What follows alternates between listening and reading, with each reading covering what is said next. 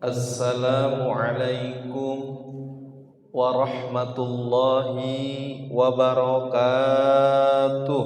Waalaikumsalam warahmatullahi wabarakatuh. Alhamdulillah ala ni'amihi dhahirah wal batinah, qadiman wa hadithan. Ashhadu an la ilaha illallah wahdahu la syarikalah, wa ashhadu anna Muhammadan abduhu wa rasuluh.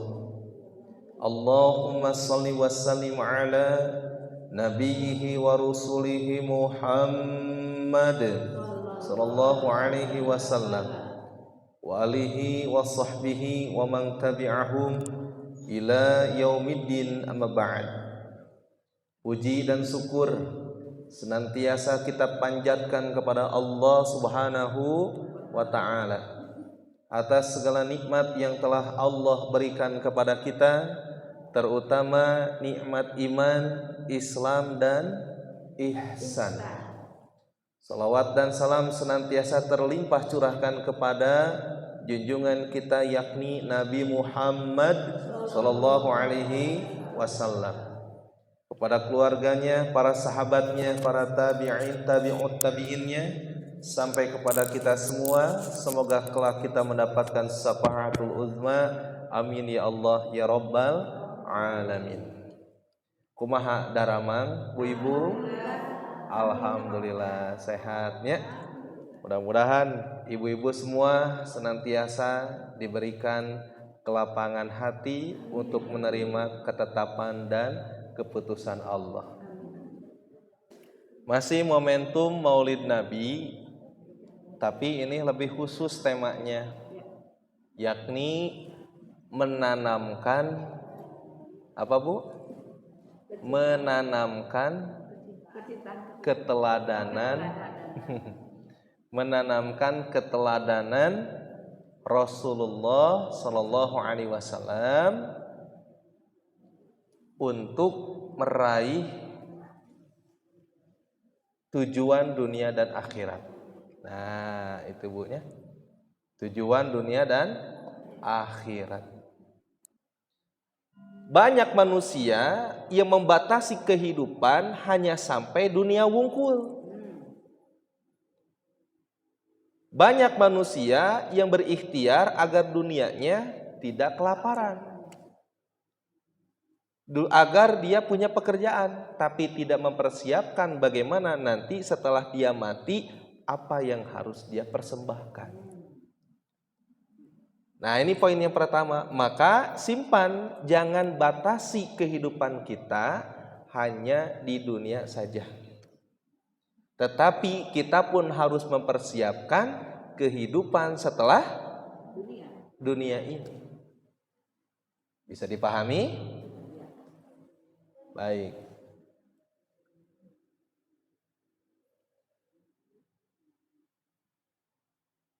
Nah, berikutnya, teladan Nabi itu banyak atau sedikit? Banyak. Kalau dibahas hari ini tuntas atau tidak? Tidak. Berarti ambil atuh satu saja. Satu poin, satu ayat, tapi bisa 5 poin. Apa? Yaitu keterikatannya dengan surat Ali Imran 159.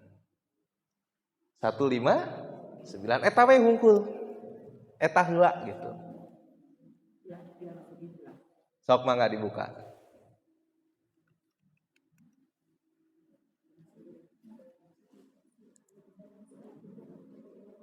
Ali Imran 159.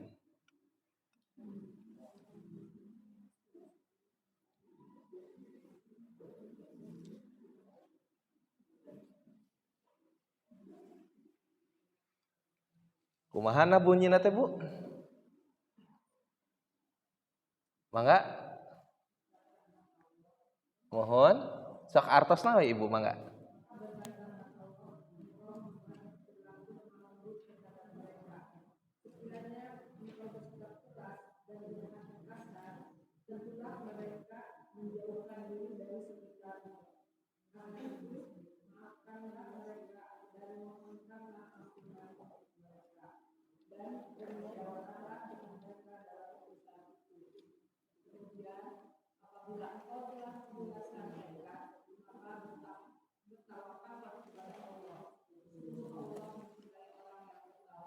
Masya Allah. Bu, nuhun tos diamaskeun ya. Hartosna. Ini saya cerita dulu. Ini kondisi ini menerangkan tentang kondisi Nabi menghadapi kompleksitas atau permasalahan dengan orang muslim, pasukan muslim. Jadi ceritanya begini, Nabi Muhammad SAW itu kan hijrah tuh dari Mekah ke Madinah.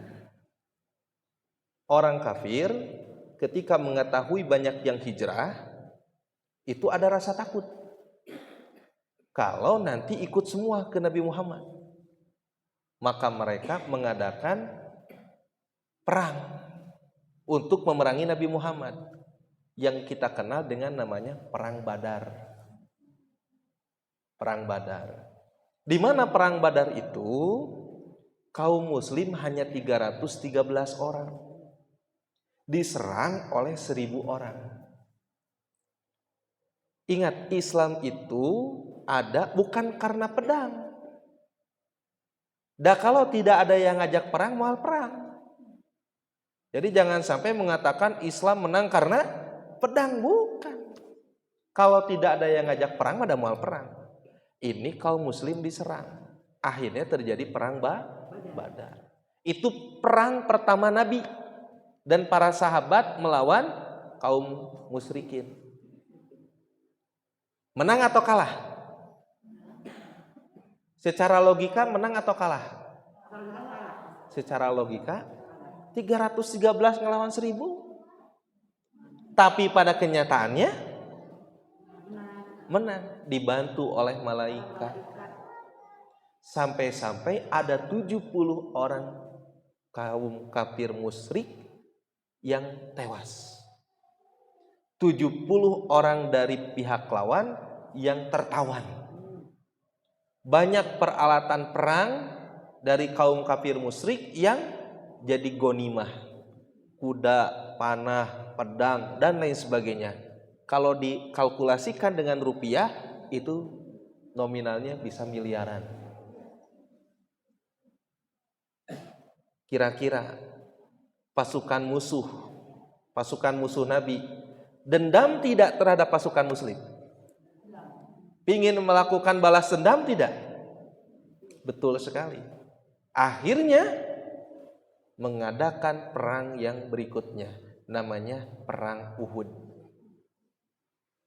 Perang Uhud. Nah, di Perang Uhud Nabi Muhammad menjadi panglimanya.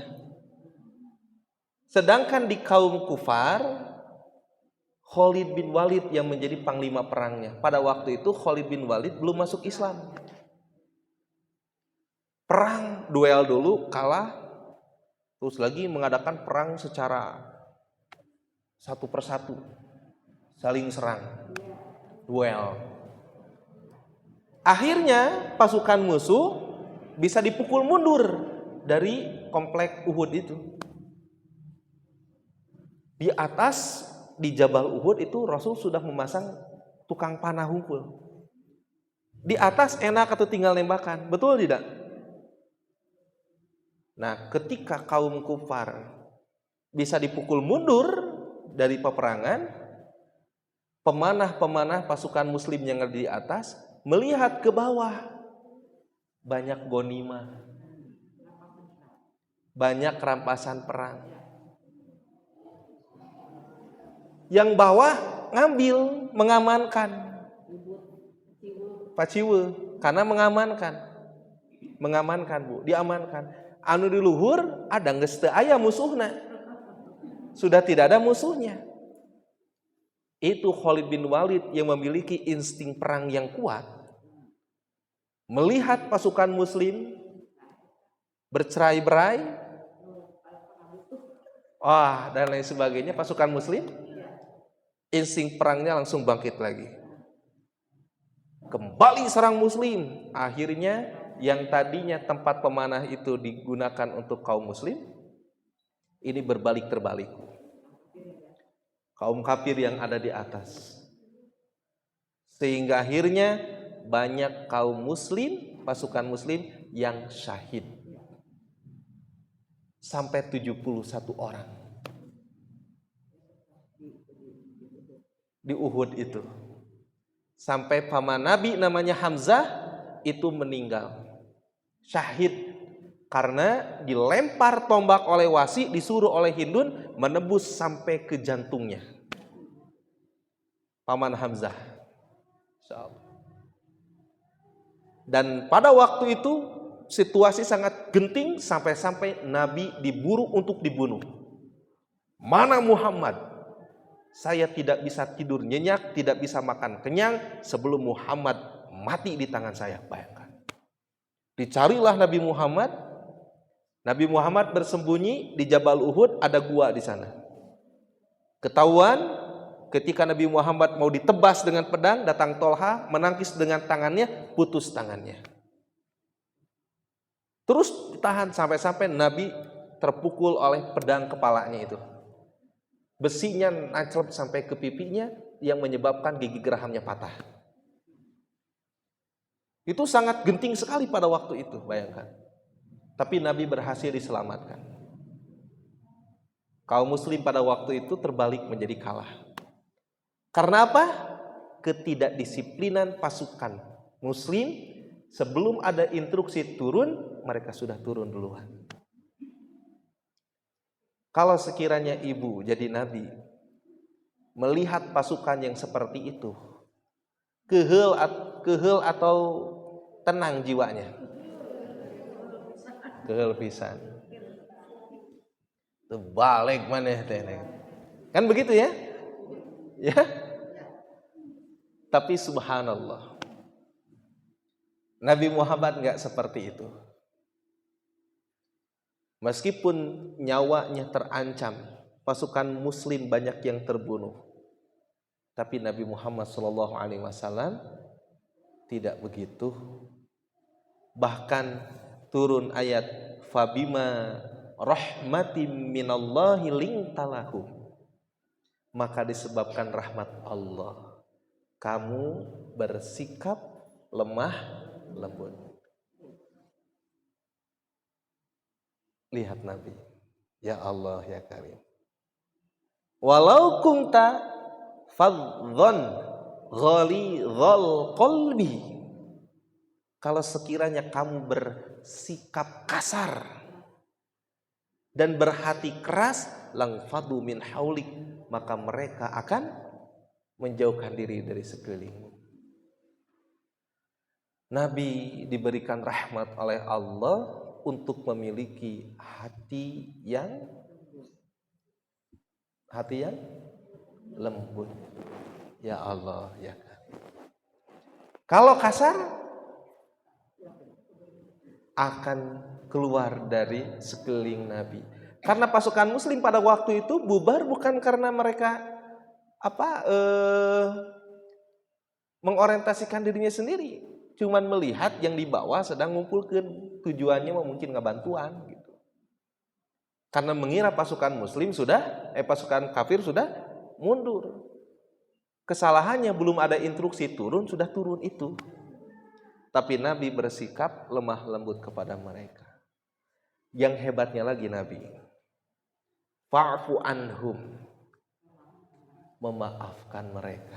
Ya Allah, hati yang seperti apa yang Nabi miliki ya? Kita aja yang dengar, aduh gitu. Tapi Nabi yang menyaksikan bahkan nyawanya sendiri yang terancam, fa'fu anhum, memaafkan mereka. Ya, berat sekali. Jadi pemimpin itu. Wastaghfir lahum, dan mohonkanlah ampun untuk mereka. Nabi diperintahkan oleh Allah untuk memohonkan ampun untuk orang yang tidak disiplin itu. Ya Allah. Wasawirhum fil amr. dan bermusyawarahlah dengan mereka. Tapi kebanyakan orang bermusyawarah sebelumnya kalau ada luka belum memohonkan ampun kepada Allah. Kalau punya luka belum mau memaafkan satu dengan yang lainnya. Sehingga akhirnya hatinya keras, sikapnya kasar, maka musyawarahnya pun bukan mufakat, tetapi ada rapat besar, setelahnya ada rapat kecil. Begitu ya. Garalut wae, rapat ku rapat tapi garalut. Kenapa? Karena hatinya keras. Wasawirum fil amr. Jadi Nabi itu diperintahkan Allah untuk musyawarah dengan para sahabat. Bayangkan, Nabi loh yang sudah dimaksum oleh Allah, tapi beliau sama Allah diberikan hati yang lapang menerima pendapat masukan dari para sahabatnya. Hati yang seperti apa yang Nabi miliki? Shallu ala Nabi. Ketika sudah musyawarah, maka ada satu keputusan. Fa idza azamta fatawakkal 'ala Allah. Maka ketika kalian sudah membulatkan tekad, bertawakallah kepada Allah. Innallaha yuhibbul mutawakkilin. Sesungguhnya Allah mencintai orang yang bertawakal. Ya Allah ya Karim. Itu Nabi teladan. Kata ibu-ibu teh itu Nabi. Kalau kita umatnya harus meneladani. Karena ujian yang diberikan kepada Nabi dan kepada umatnya jauh beda. Nabi Muhammad ketika di dalam rahim ibunya udah ditinggalin wafat sama ayahandanya. Usia 2 tahun sudah dipisahkan dengan ibunya, 6 tahun ibunya udah meninggal. Dirawat oleh kakeknya. 9 tahun kakeknya meninggal, dirawat oleh pamannya Abu Thalib. Pedih, Bu. 25 tahun Nabi menikah dengan Siti Khadijah. 40 diangkat menjadi rasul, berdakwah. Cacian, makian, hinaan, ancaman pembunuhan, bahkan diserbu dan diperangi. Berat. Itulah yang kalau Nabi mau nggak usah dakwah, karena beliau sudah memiliki jaminan masuk surga. Tapi kok kenapa Nabi tidak menghiraukan orang lain menghinanya, mencacinya, memakinya, mengancam untuk membunuh? Karena Nabi sangat cinta kepada umatnya. Wa ma arsalnaka illa rahmatan lil alamin. Nabi itu diutus menjadi rahmat untuk semesta alam. Itulah Nabi. Maka beliau meskipun mendapatkan berbanyak-banyaknya ujian, tapi Nabi tetap dakwah. Ya Allah ya Karim. Nah, ibu-ibu yang saya hormati, itu teladan kita.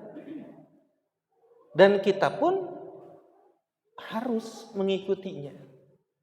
Meskipun kita berproses tuh. Berproses. Betul tidak? Bertahap. Jangan sampai itu mah Nabi, aku mah apa atuh?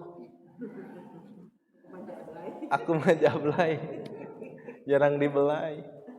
Enggak begitu. Karena ujian yang Allah berikan kepada Nabi dengan kepada manusia sama, ada ujiannya, cuman beda levelnya.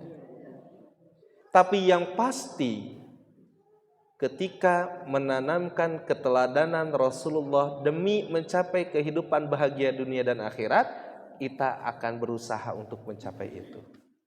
Karena yang menjadikan Nabi masuk surga, yang menjadikan Nabi dekat dengan Allah, yang menjadikan Nabi mulia di seluruh kalangan makhluk Allah, karena Nabi memiliki sifat-sifat yang agung. Dan kita ingin mengikuti jejak Nabi, meskipun kita sadari gak bisa sampai ke level Nabi. Kalau ada sampai ke level Nabi, Nabi anyar gitu namanya. Padahal Nabi Muhammad itu khatamin nabiyyin, penutupnya para nabi. Sampai sini bisa dipahami, Bu? Memahami keteladanan dalam surat ini, satu, hati yang lembut, tidak memiliki hati yang keras dan sikap yang kasar. Ternyata itu bisa diterapkan dari berbagai konteks hubungan kita dengan manusia. Apa? Contoh, dengan suami, dengan anak, dengan tetangga, dengan saudara. Coba diterapkan hal itu. Ya Allah, ya Karim. Siapa di sini yang nggak punya masalah? Ini ya, memang kelihatan wajah bermasalah semua ini. Wajah bermasalah semua. Tapi pertanyaannya, sebelum ibu punya masalah saat ini, sebelumnya punya masalah yang lebih besar nggak daripada ini? Diselesaikan nggak sama Allah?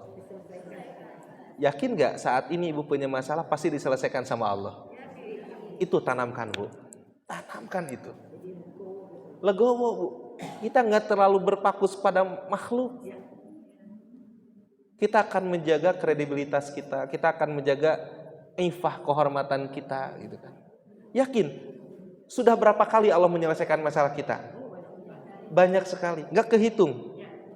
Maka jangan sampai kesadaran itu hilang karena ada masalah saat ini, akhirnya hilang semua kebaikan Allah. Yakinlah, banyak bersyukur. Masalah yang sedang ibu hadapi saat ini, yakin Allah akan menyelesaikannya seperti halnya dulu ibu punya masalah. Dulu mungkin ibu punya masalah, contoh, pingin punya suami, diselesaikan sama Allah punya. Belum punya anak, dikasih punya anak. Gitu kan? Belum punya cucu, kasih cucu. Punya apa? Roda 4, nanti dikasih. Tenang aja. Saung. Saya juga, Bu, ngadoa weh. Dulu saya belum punya motor, tapi yakin dan kayak bakal gaduh. Ternyata iya. Sekarang belum punya mobil, kayak gaduh. Tenang weh, sewaktu nama. Betul tidak? Alhamdulillah. Yang pasti, udah, kita jangan sampai memaksa Allah untuk merubah nasib kita yang saat ini. Saya baca dalam salah satu kitab Al-Hikam yang ditulis oleh Syekh Ibnu Athaillah As-Sakandari. Dikisahkan ada seseorang yang ahli ibadah, dia bekerja. Udah gitu, dia memohon kepada Allah, ya Allah, sekiranya setiap hari ada yang mengantarkan makanan, saya akan fokus ibadah saja. Sekiranya setiap hari ada yang mengantarkan makanan, saya mau ibadah sajalah. Dan ternyata apa yang terjadi? Dia kena kasus yang mengakibatkan harus dipenjara. Dan tiap hari ada yang ngantarin makanan. Tapi bukan pelayan yang cantik, tapi bapak sipir yang berkumis tebal. Subhanallah. Nyesel nggak, Bu, orang itu? Nyesel, Bu. Udah, kondisi kita saat ini terima aja. Syukuri. Ya, kan suka ada orang, saya punya saudara, sarape gawe teh. Isuk paginya jam 7 buru berangkat, geus nepi di kantor. Jam 5 macet. Kadang mun salat teh sok telat wae. Lamun ieu mah abdi mah bade usaha we. Mun usaha mah abdi bebas tentukeun waktu salat. Ternyata dia enggak kepilih lagi. Akhirnya keluar. Terus bisnis, ketika bisnis anger we salat nama telat wae. Udah, kita nggak usah maksa Allah supaya merubah kondisi kita. Ya, ibu-ibu, ibu sugan mah nya boga minantu teh jiga kieu. Udah, tampi we. Terima apa adanya. Karena apa yang kita pikirkan itu akan jadi takdir kita. Ibu bilang kayak gini, abdi mah asa jauh jeung Allah teh. Ya asa jauh jiga nu nyata kata-kata teh. Akhirnya mah jauh we jeung Allah teh. Harusnya bagaimana? Saya merasa Allah itu dekat. Maha melihat apa yang saya kerjakan. Maha mengawasi apa yang saya kerjakan. Kalau itu terus ditanamkan dalam keyakinan dan pikiran kita, berani tidak hidup macam-macam? Tidak, ucapan juga akan terjaga. Ucapan akan terjaga. Kenapa? Karena kita yakin Allah mengawasi kita. Ibu pernah nggak ketika tidur ibu digemrong ku sireum? Pernah digemrong ku sireum? Ai ku reungit mah datar aya di taneuhnya reungit mah nya. Ieu mah ku sireum teu aya nya. Tapi engke bilih aya nu maot, ibu bobo we di gigireunana. Orang yang meninggal itu langsung serangga-serangga itu siap untuk menyantap. Ya. Kenapa Bu? Kenapa? Ibu yang masih hidup enggak digemrong ku sireum, tapi yang udah mati digemrong ku sireum. Kenapa? Karena Allah sudah mencabut malaikat penjaga kepada orang yang meninggal. Ada penjaganya. Ibu saat ini kenapa dilindungi? Karena ada malaikat penjaga. Karena kalau sudah meninggal, dicabut malaikat penjaganya dan serangga-serangga siap untuk menyantap. Bahkan binatang tanah pun siap untuk menghabiskan raga yang selama ini kita banggakan. Ada malaikat penjaga. Kita ada punya berapa lubang gitu itu? Punya berapa lubang? 5, 6. Berapa Bu? Hitung. 4. Ada lagi? Jangan lupakan bujur. 9. 9 lubang. 1, 2, 3, 4, 5, 6, 7, 8, 8. Bujal mah teka hitung.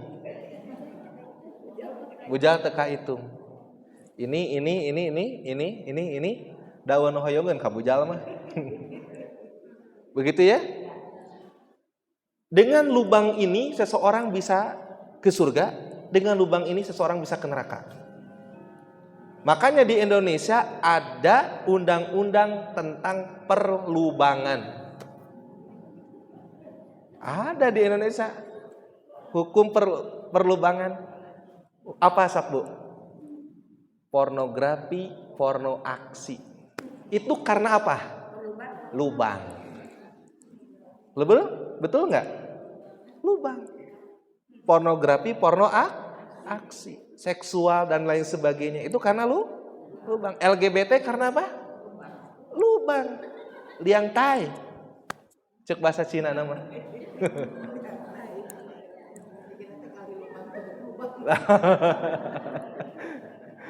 Gali lubang tutup lubang. Betul nggak ada undang-undang perlubangan? Ibu ngerekam, di-share lewat YouTube, ujaran kebencian langsung menunjukkan tokoh. Ada tidak undang-undangnya? Tuh, karena lubang seseorang ini bisa selamat, karena lubang seseorang ini bisa celaka. Ya Allah ya Karim. Nah, maka dari itu Nabi Muhammad SAW telah memberikan contoh teladan, bukan hanya contoh dan teladan, tetapi Nabi Muhammad yang mengilhami dan menginspirasi bagaimana cara untuk meneladani beliau. Pokoknya mah itu mah suri teladan yang terbaik. Ini salah satunya dalam ayat ini. Hati yang lembut. Cobi lamun misalkan aya ustad, ibu misalkan salah sekedik keur belajar, cing balik atuh ngaji teh geus nini teh kalabur moal Daras ente. Aya ustad galak, ibu teh keur ngaos. A'udzu billah. A'udzu.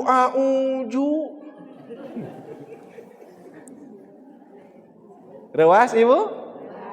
Hayang ngawas deui? Pundung. Betul tidak? Siapa yang sering kita gituin? Kebanyakan anak. Main HP wae. Gitu kan? Kabudak teh karunya. Karena geus kebal, geus biasa ayeuna mah bae we.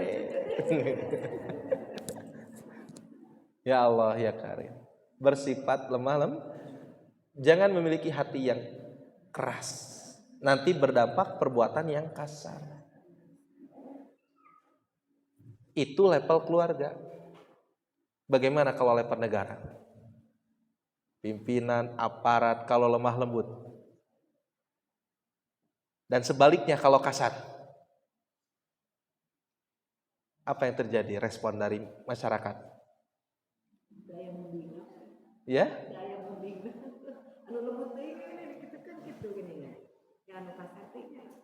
Tapi belum cukup hanya dengan lembut. Harus memaafkan.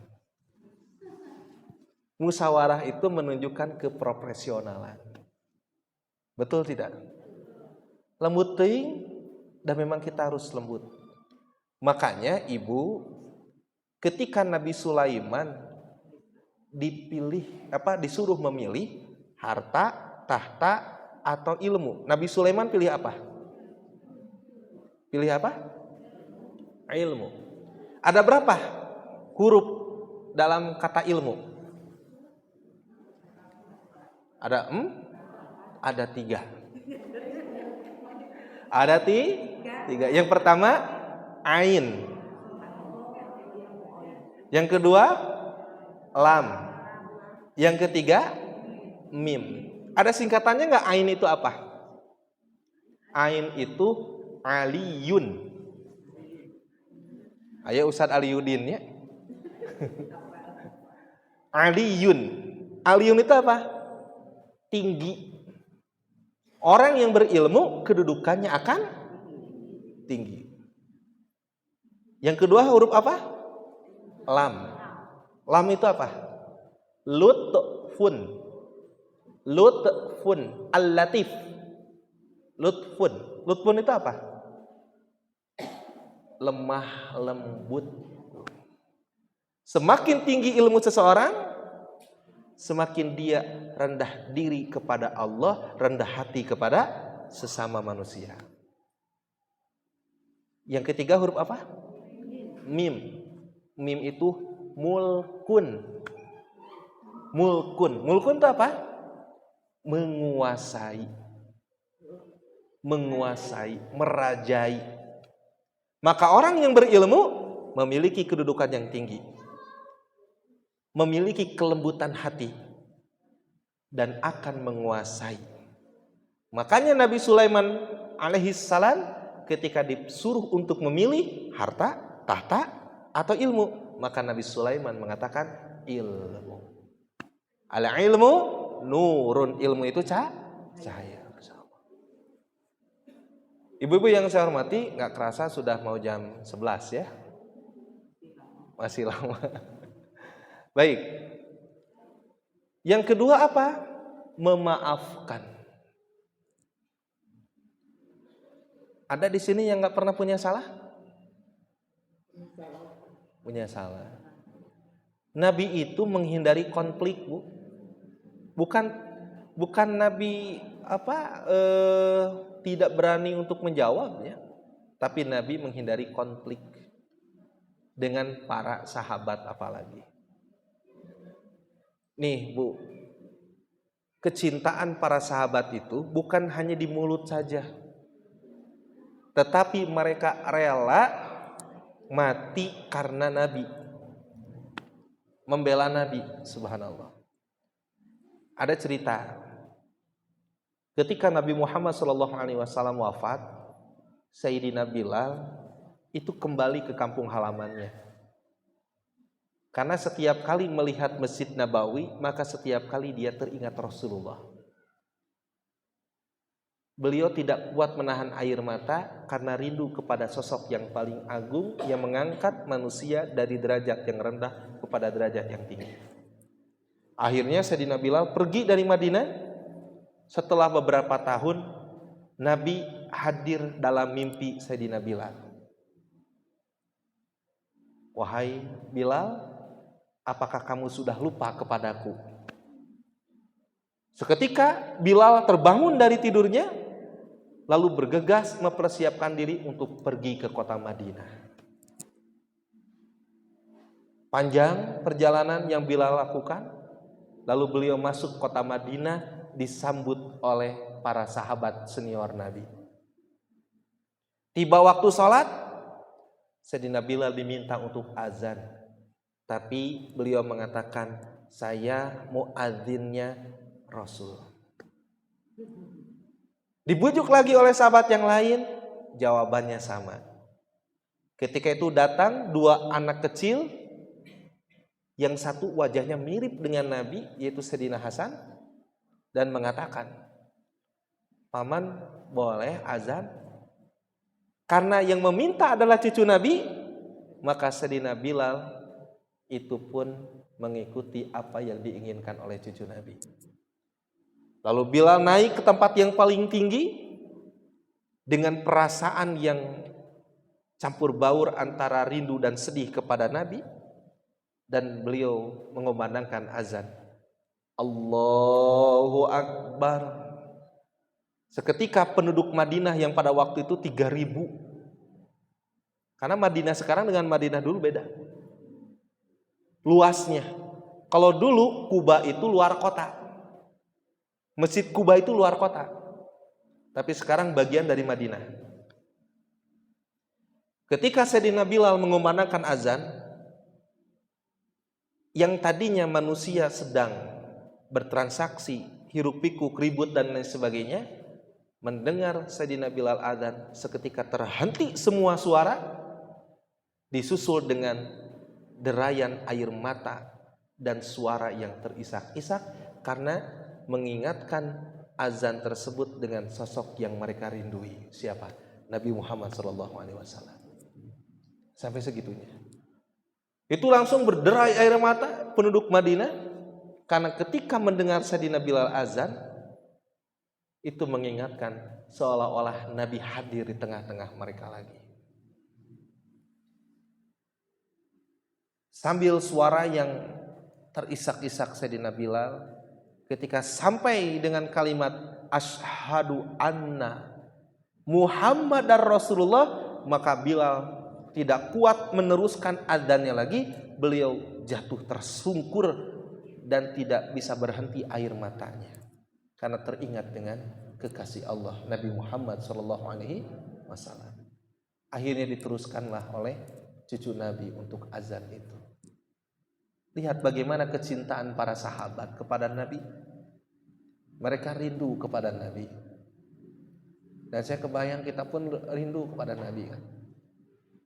14 abad, 15 abad lamanya kita sering dengar sabda Nabi, Nabi Muhammad, dan nggak tahu kenapa perasaan ini pingin sekali ketemu, memandang Nabi gitu kan, bercengkrama dengan Nabi gitu kan, kangen sosok yang sangat memiliki keadilan yang universal, memiliki akhlak yang begitu baik.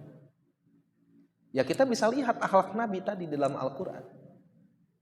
Posisi yang sangat genting, posisi yang sudah nyawanya hampir di ujung tanduk. Karena ketidakdisiplinan pasukan muslim, tapi Nabi memiliki hati yang lemah lembut. Tidak keras hati dan tidak kasar. Lalu Nabi pun memaafkan kesalahan mereka. Lalu Nabi pun memohonkan ampun untuk mereka. Lalu Nabi pun masih mau bermusyawarah dengan mereka. Hati yang begitu lapangnya, hati yang begitu mulianya, sosok teladan yang begitu agungnya. Dan tidak akan kita temui sosok yang sempurna seperti itu selain Nabi Muhammad SAW. Fa idza azamta fatawakkal 'ala Allah.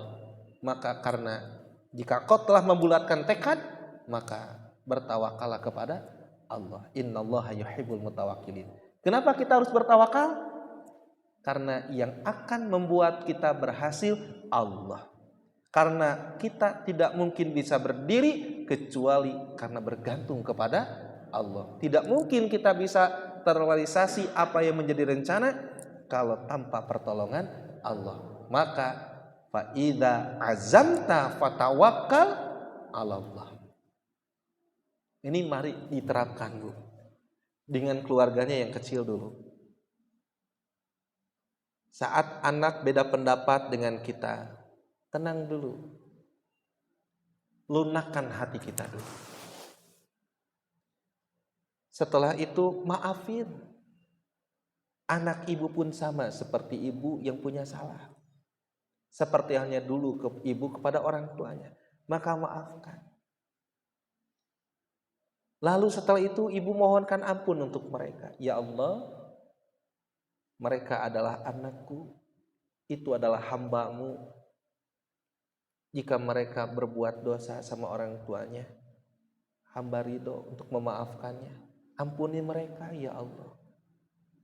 Baru setelah itu kondisi hati ibu tenang, pikiran pun tenang, tindakan pun tenang, kebiasaannya tenang, karakternya tenang, nasibnya tenang. Baru ketika ngajak ngobrol dengan anak, vibrasinya pun positif. Vibrasinya pun enak. Maka ketika kumpulkan, nak sini nak, ajak momentum untuk bermusyawarah.